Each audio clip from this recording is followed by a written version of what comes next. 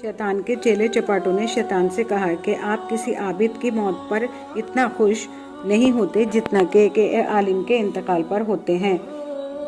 शैतान ने कहा, आओ मैं तुम्हें इसकी वजह बताता हूँ। इसके बाद शैतान अपने चेलों को लेकर एक आबिद के पास गया, इसको सलाम किया। खैरियत मालूम करने के बाद शैतान ने इससे कहा कि आप बड़े अच्छे आदमी लगते हैं, मेरे दिल में एक वसवसा है, ख्याल है, मैं इस बारे में आपसे पूछना चाहता हूँ। आबिद ने कहा कि पूछिए, अगर मुझे मालूम होगा तो जवाब दे दूंगा, वरना तो आप किसी और से पूछ लीजिए।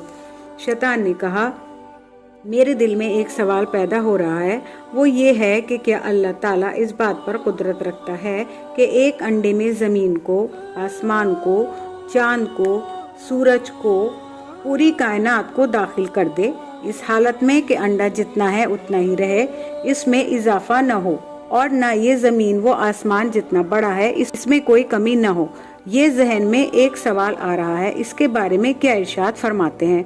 तो इसने कुछ देर सोचा, इसके बाद कहने लगा कि अंडा इतना ही रहे और ज़मीन वो आसमान भी इतने ही रहे, फिर अंडे में ये सब दाखिल हो जाए, ये कैसे हो सकता है? फिर इसने कहा, ऐसा नहीं हो सकता।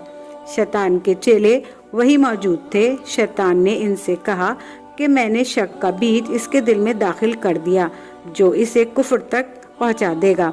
फिर इसने अपने साथियों से कहा, देखा तुम लोगों ने कि कैसे मैंने 1 मिनट में इस आबिद को काफिर बना दिया या कुफ्र की दहलीज पर बिठा दिया।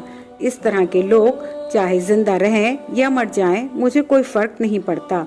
इसके बाद शैतान एक आलिम से मिला, इसने इससे भी यही सवाल किया और कहा कि जनाब आप आलिम हैं, फाजिल हैं, मेरे जहन में एक सवाल पैदा हो गया है, इसका जवाब दरियाफ्त करने आया हूँ। उन्होंने कहा, क्या सवाल है? इसने कहा कि क्या ऐसा हो सकता है कि अल्लाह ताला एक अंडे में ज़मीन व आसमान को डाल दें?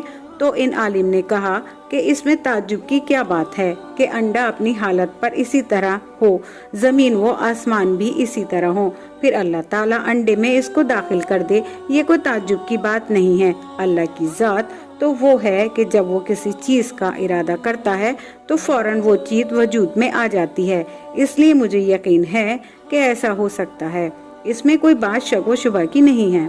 शैतान ने अपने चेलों की तरफ देखा और कहा, देखा तुमने, ये अपने इल्म की वजह से हमारे दाव में नहीं फंसा और इसको बहकाना हमारे लिए आसान नहीं, इसलिए इन लोगों के जिंदा रहने से मुझे बहुत परेशानी होती है।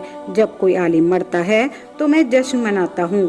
आबिद का हाल तो ऐसा है कि इसे जब चाहे मैं इधर उधर कर सकता हूँ और इसकी जहालत की वजह से जब चाहे इसको गुनाह और बिदअत ही में नहीं बल्कि कुफ्र तक में मुब्तला कर सकता हूँ।